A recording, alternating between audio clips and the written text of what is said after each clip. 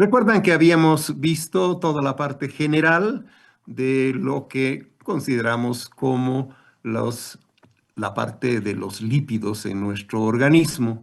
Y por lo tanto, si los lípidos están dentro de la sangre, se consideran dislipidemias, quiere decir alteración de los lípidos en la sangre.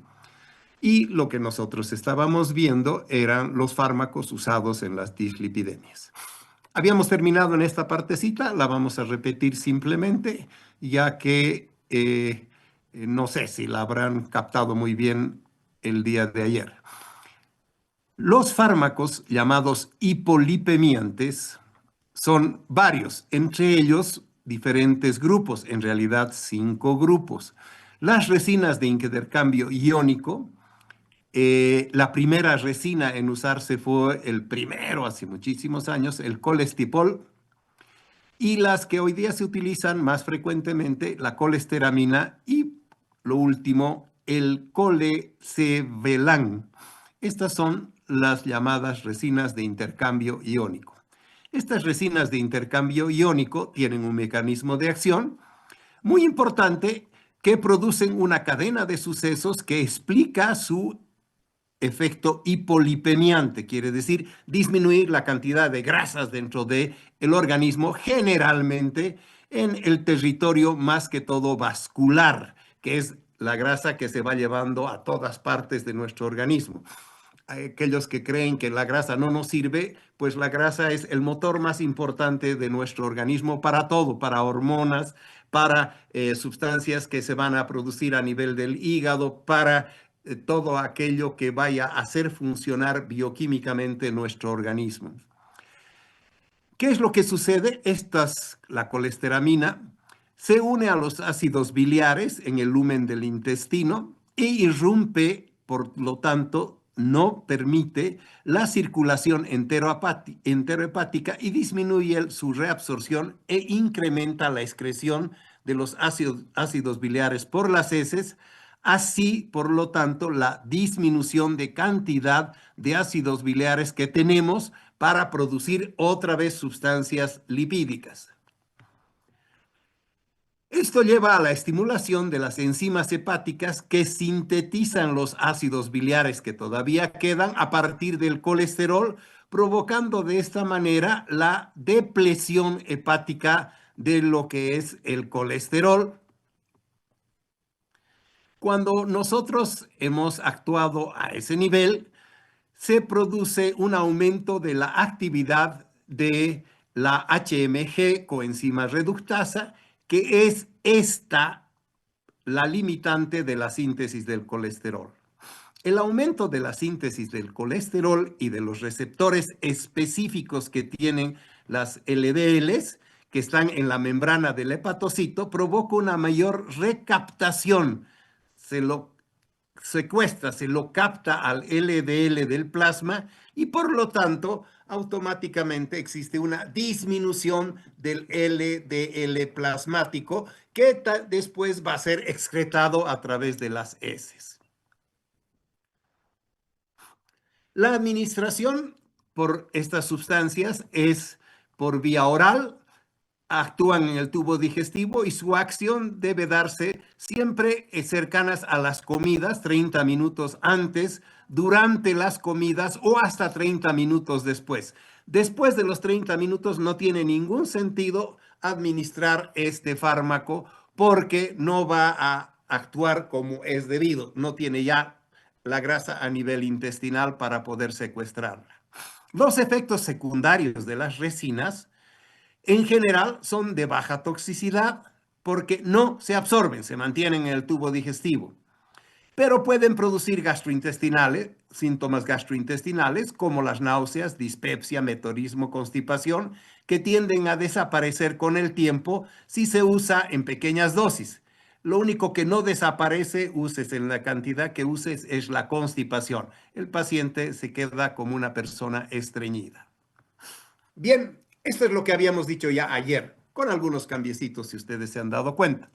Pasamos ahora al segundo grupo, al llamado segundo grupo, al del ácido nicotínico, cuyo fármaco, cuya esencia es la niacina. Esto pertenece, la niacina, el ácido nicotínico, a todos los derivados del complejo vitamínico B, pero su acción dislipemiante no tiene que ver con su acción de vitamina. La niacina se la conoce como vitamina B3.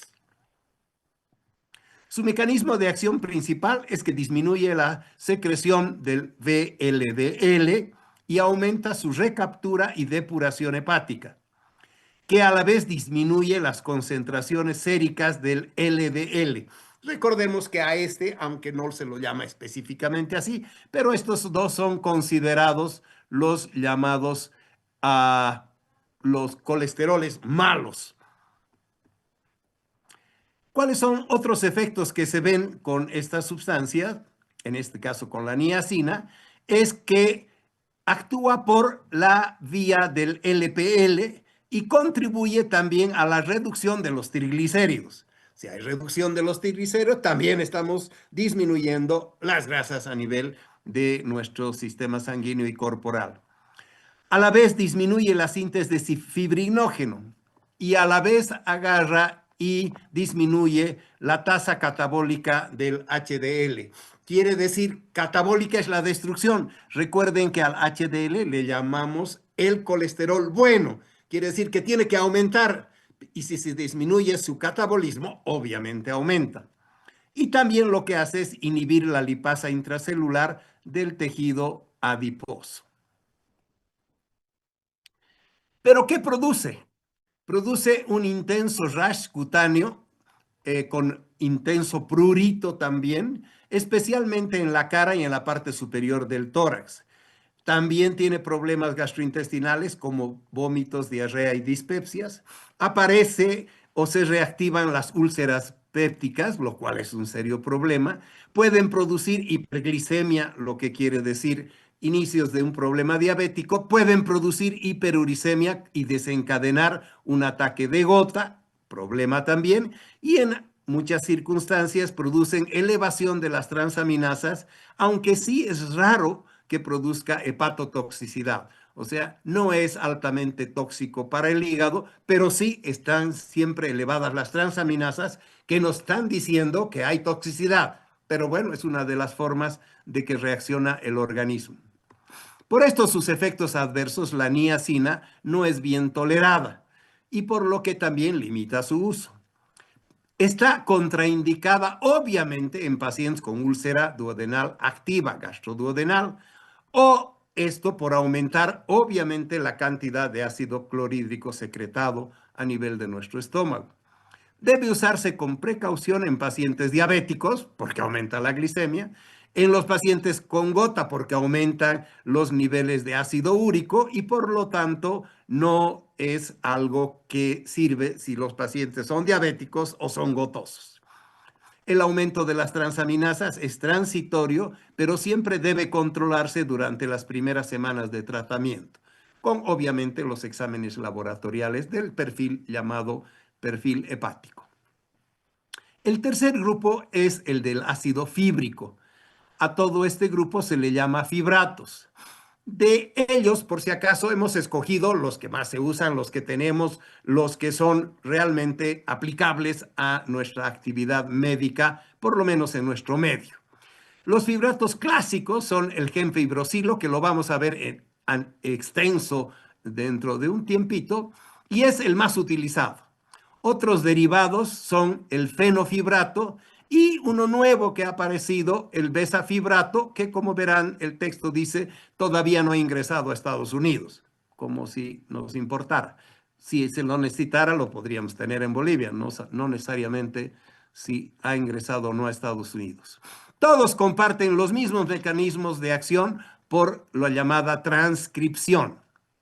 El aumento de la LPL, el aumento de la ApoA1, de la ApoA2 y la disminución de la ApoC3, que son estos, a toditos se los llama inhibidores de la lipólisis. El aumento de la lipólisis del triglicérido lipoproteico que se produce a través de la LPL. el aumento de la oxidación de los ácidos grasos en el hígado y en el músculo estriado, quiere decir, se está utilizando los ácidos grasos. La disminución de la síntesis de la y secreción hepática de la very low density, en este caso lipoproteína, moderada disminución de la LDL. Entonces, si hay disminución de la VDL y de la LDL, es algo que nos sirve para una dislipidemia. El aumento moderado de la HDL, indirectamente se produce esto por disminución de triglicéridos en el plasma. Al disminuirse los triglicéridos en el plasma, ya que aumenta la lipólisis, entonces disminuye la catabólisis, entre comillas, del HDL. ¿Cuáles son las reacciones adversas? Hay que entender que las reacciones adversas son aquellos que no nos permiten la adhesión del paciente al fármaco o que también no nos permiten un uso muy libre de estos fármacos. Sin embargo, en el caso de los fibratos, en general, son fármacos bien tolerados.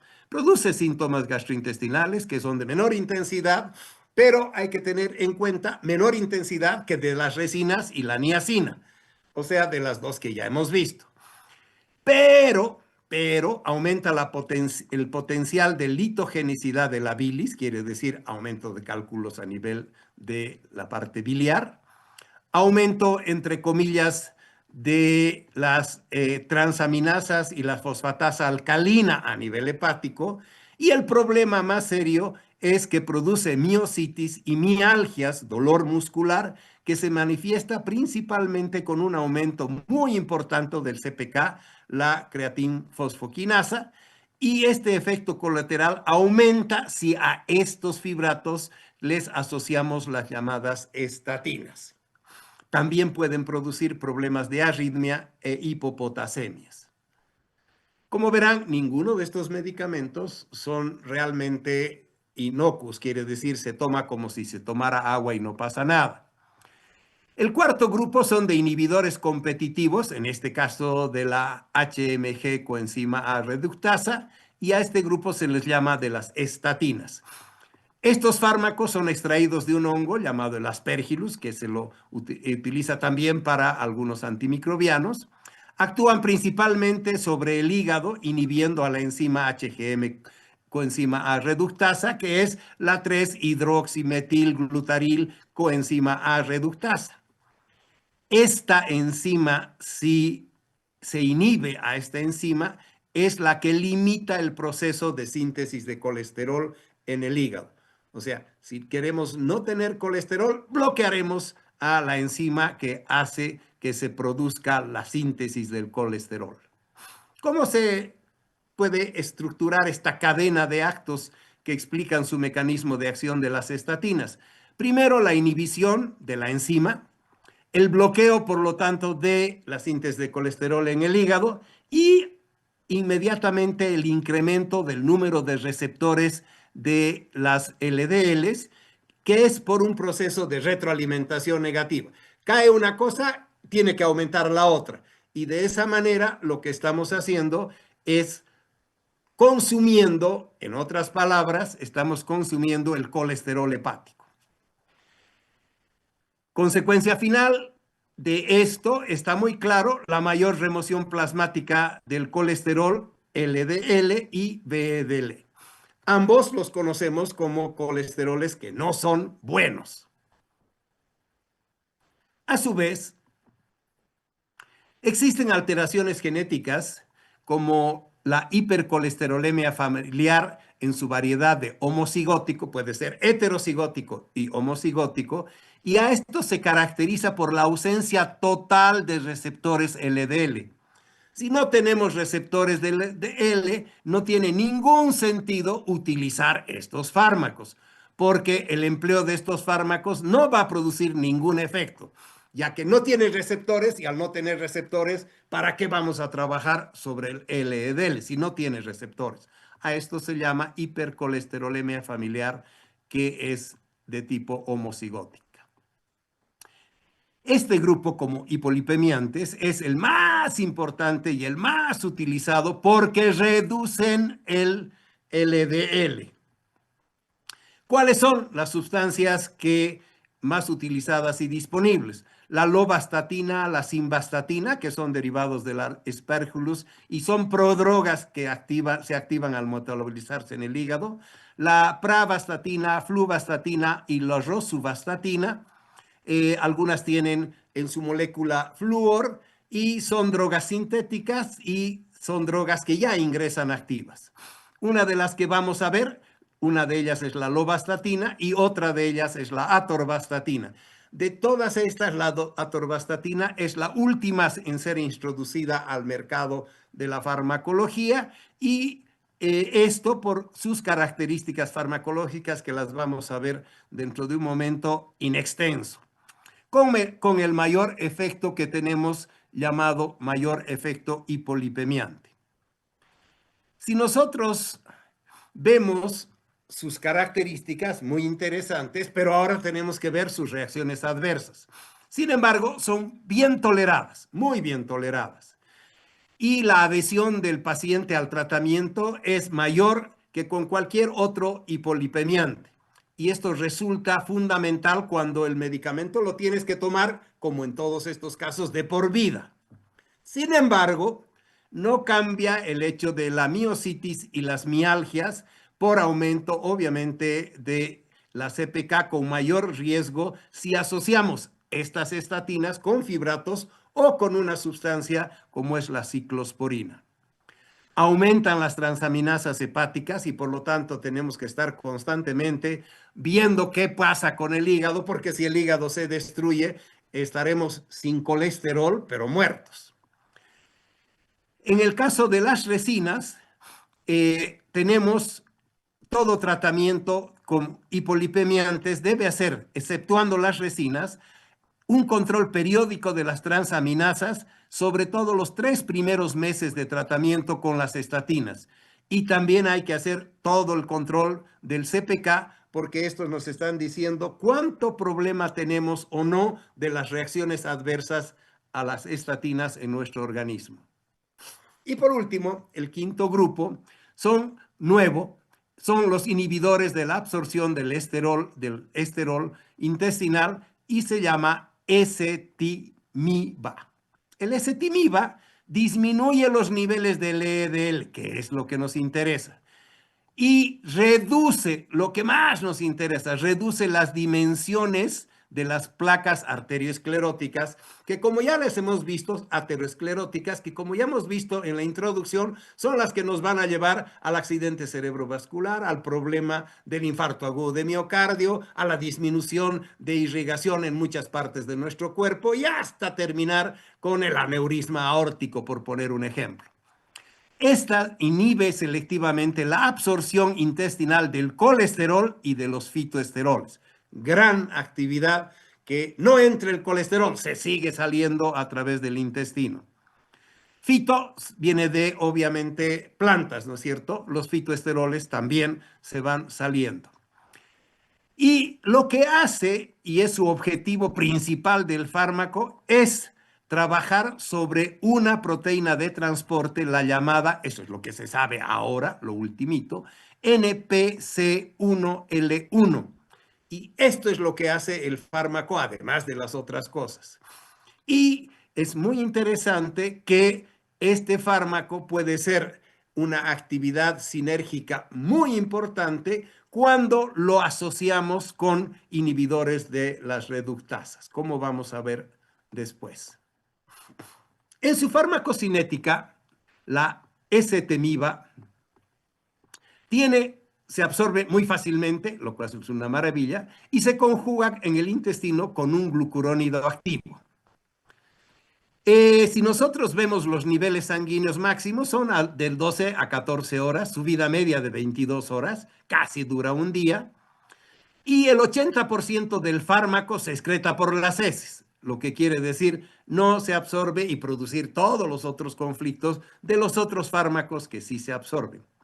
A una dosis diaria de 10 miligramos produce una reducción promedio del 18%, casi el 20% de la LDL en pacientes con hipercolesterolemia primaria, de gran utilidad por lo tanto.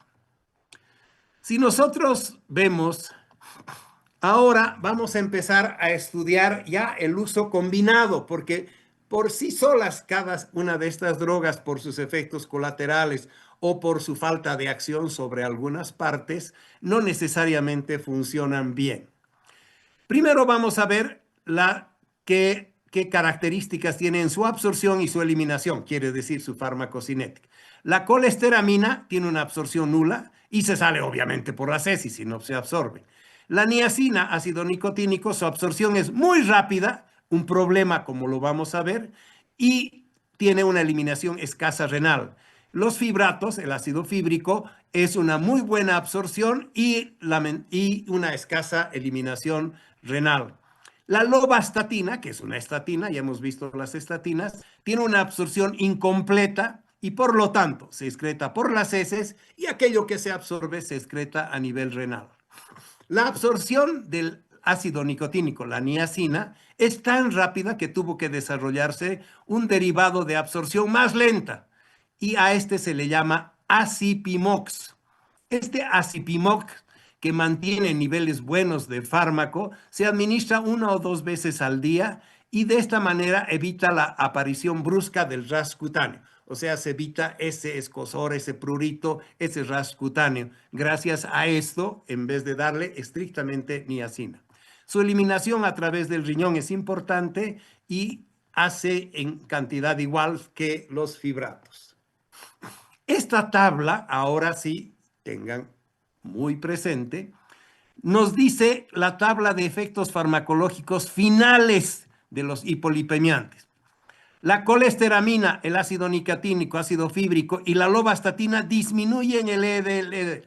El LDL es lo que nos interesa disminuir.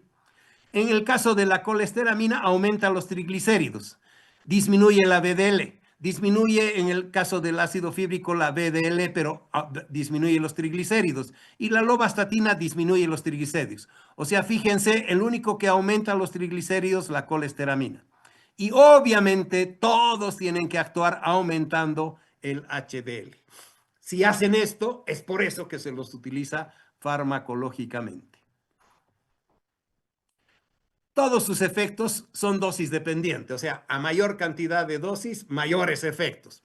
Por eso vamos a ir viendo sus características en la colocación de sus dosis. La colesteramina a dosis de 4 a 24 gramos provoca una moderada disminución del 15 al 30% del LDL y provoca un leve aumento 5% del HDL, pero aumenta los triglicéridos y puede mostrarse algunos cambios o no mostrarse cambios.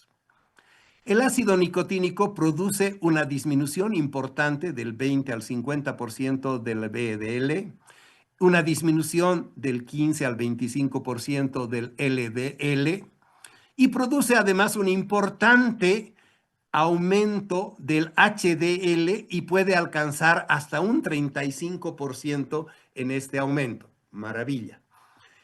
El ácido fíbrico, los fibratos, producen una disminución del 30% del LDL, muy buena acción, una disminución del 30 al 40% del VLDL y un aumento del 5 al 10%, pequeño aumento del colesterol bueno. Por su lado, la lovastatina disminuye entre el 20 al 40% del LDL, del 10 al 20% de los triglicéridos y aumenta del 5 al 10% del HDL. Sin embargo, la disminución de los triglicéridos con la lovastatina, la simvastatina y la atorvastatina es de alrededor del 30 al 40%, lo cual los hace un buen fármaco para el tratamiento de las dislipidemias. Ahora, ahí de la pantalla. Por favor, ese micrófono. Indicaciones para el tratamiento farmacológico. Actualmente depende de los valores que tenga el paciente del colesterol, LDL, triglicéridos y factores de riesgo cardiovasculares y si sigue fumando o tiene diabetes o tiene hipertensión arterial o tiene enfermedades coronarias precoces, sobre todo si tiene esto en hombres menores de 45 años o en mujeres menores de 55 años. ¿Por qué hay esa diferencia de 10 años? Porque si el paciente no requiere tratamiento farmacológico inmediato, hay que dar un plazo de 3 meses. O sea, de darle dieta. No puedes comenzar ningún tratamiento farmacológico de las dislipidemias sin haber modificado la dieta. Si sigue comiendo, como ya hemos visto, grasas saturadas o grasas trans, no va a servir de nada nuestro manejo farmacológico. Si no se regulan las variables colesterol, triglicéridos alterados, hay que, con la dieta, ¿no? Se tiene que iniciar el tratamiento con los hipoglicemiantes que acabamos, hipolipemiantes que acabamos de ver. Ahora vamos a estudiar un poquito ciertas otras indicaciones. Las indicaciones de tratamiento según el problema del LDL, obviamente, y 3 grupos distintos de niveles de riesgo cardiovascular. Nosotros vamos a ver primero aquí los valores del colesterol LDL y aquí qué tenemos que hacer. Si está sin enfermedad coronaria y es menos de 160, dieta. Si está con 2 problemas de factores de riesgo y tiene el LDL 190, fármaco. Si sin enfermedad coronaria igual a mayor o igual a 130, dieta. Si tiene, en este caso, 2 factores de riesgo, con 2 factores de riesgo, mayor a 2 factores de riesgo, quiere decir 3, y su colesterol está en 160, fármacos. Si tiene enfermedad coronaria, aunque tenga simplemente mayor algo igual a 100, dieta. Pero con 2 factores de riesgo y con enfermedades coronarias, aunque su colesterol esté alrededor de 130, se debe dar ya fármacos para evitar los problemas vasculares y cardíacos tan serios. Los pacientes indicados para las elevaciones aisladas del colesterol LDL son las estatinas por su muy buena tolerancia. Se puede dar también las resinas en pacientes jóvenes sin factores de riesgo y con elevaciones discretas, obviamente, del LDL. Se puede dar ácido nicotínico en pacientes con HDL que estén muy bajas. Y hemos visto que es el que aumenta casi el 30% el HDL. El factor de riesgo se dice mujer de menos de 55 años no tiene factores de riesgo porque se supone que la menopausia, gracias a los estrógenos que tiene, protegen a la mujer de los eventos cardiovasculares. Si tiene problema cardiovascular antes de esa edad, hay que considerar en la mujer que ya tiene factores de riesgo muy grandes. Y por lo tanto, aunque tenga menos de 55 años, hay que manejarla como ya factores de riesgo importantes. El valor de los triglicéridos,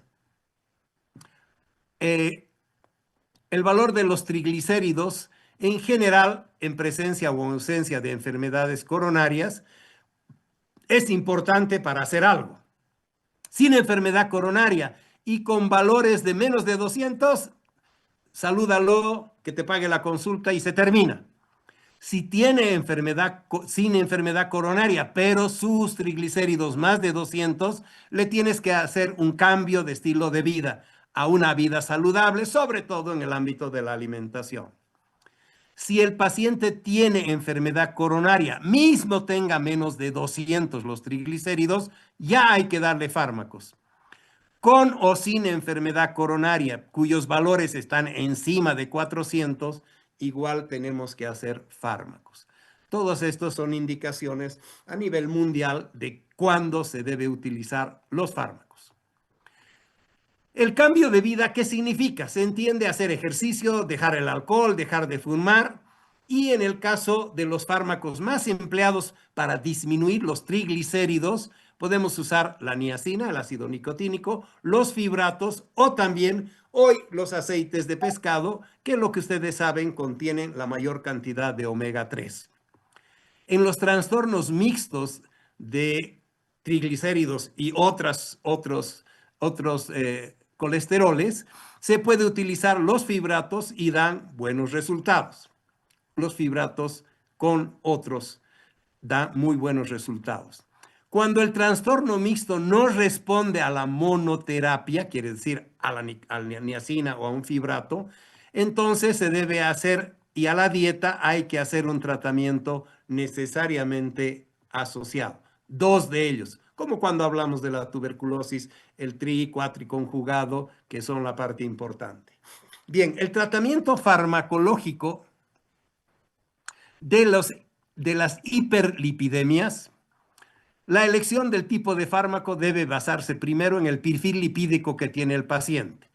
Obviamente en otros aspectos, como patologías y tratamientos que ya tiene añadidos, en la edad que está y el nivel de adherencia que va a querer a los tratamientos. Y cada uno de los fármacos tiene diferentes características. En los casos del colesterol, el LDL elevados con triglicéridos normal o al límite, la elección será siempre las estatinas, ya sean solas o en algún caso podrán asociarse con las resinas. Si el colesterol HDL es inferior a 35 miligramos por decilitro, recuerden que ese es el valor más bajo que habíamos indicado al principio, debe indicarse estatinas o fibratos. ¿Cómo hacemos para elegir el fármaco de acuerdo al perfil lipídico?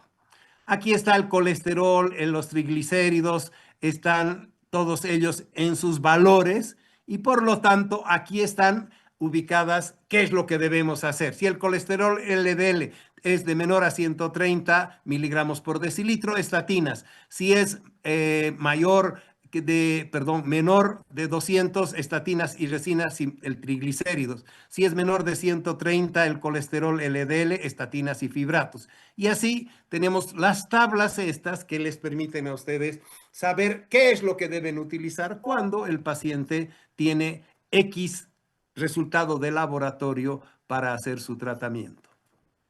Bien, ahora vamos a hablar de los usos clínicos específicamente de las sustancias, fármacos que tenemos disponibles. Las estatinas, ya hemos dicho, la atorvastatina, simvastatina, rovastatina y últimamente la pitavastatina son fármacos que se utilizan dentro de las estatinas. También recuerden que existe la lovastatina.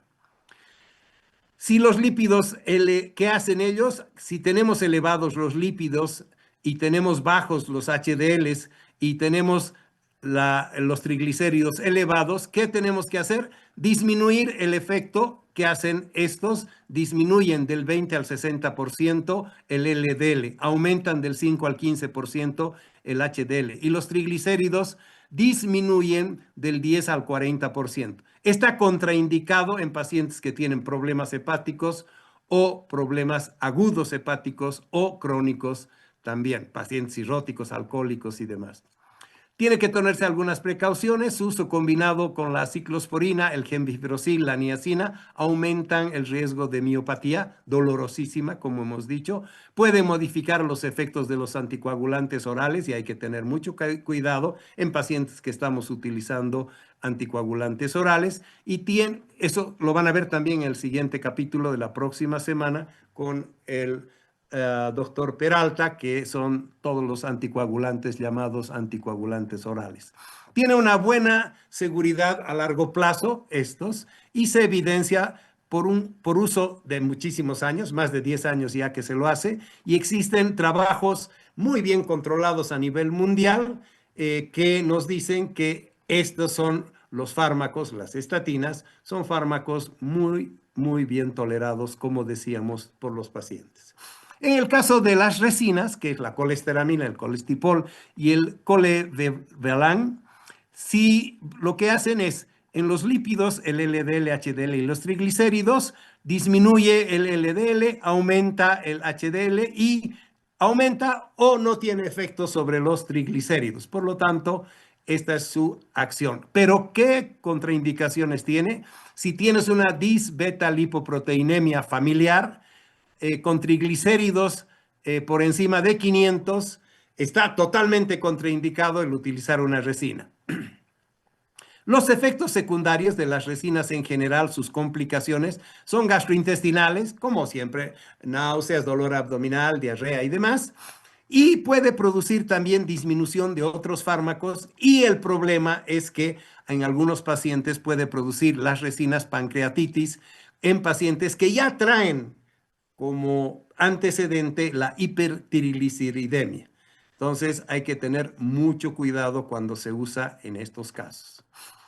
Los fibratos, el gemfibrosil, la bezafibrato, el bifenifibrato, el clofibrato o el fenofibrato, lo que van a hacer es disminuir del 10 al 15% el LDL, aumentar del 10 al 15% el HDL y los triglicéridos los disminuyen en 20 al 60%. Pero ¿qué características tienen?